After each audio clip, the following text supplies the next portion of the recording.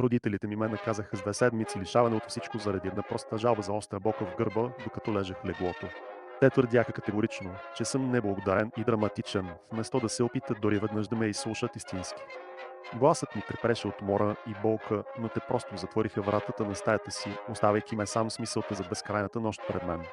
Щастлива обаче, че братът ми стана на моя страна точно когато се чувствах най-самотен и успя да убеди родителите ни да променят решението си след дълги спорове в кухнята.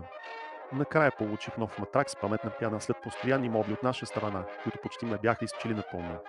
Цената беше около 76 тона по време на онлайн разпродажба миналия месец, което звучеше като малка цена за спасение. Сега спя повече от 10 часа подет без болка в ставите всяка нощ, усещайки как тялото ми се отпуска дълбоко и спокойно. За първи път от месеци се събуждам напълно изпочил сутрин след дълъг сън, а не с тежестта на камък върху гърдите си. Интервюто ми за университета мина отлично и осигурих място във втори колеж също така, нещо, което преди беше невъзможно заради постоянната умора. Дори получих парите си за Коледа порано, за да си направя мечтаните пирсинги скоро, символизиращи новия ми живот без болка.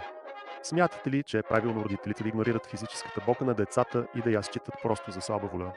Това промени всичко живота ми за винаги.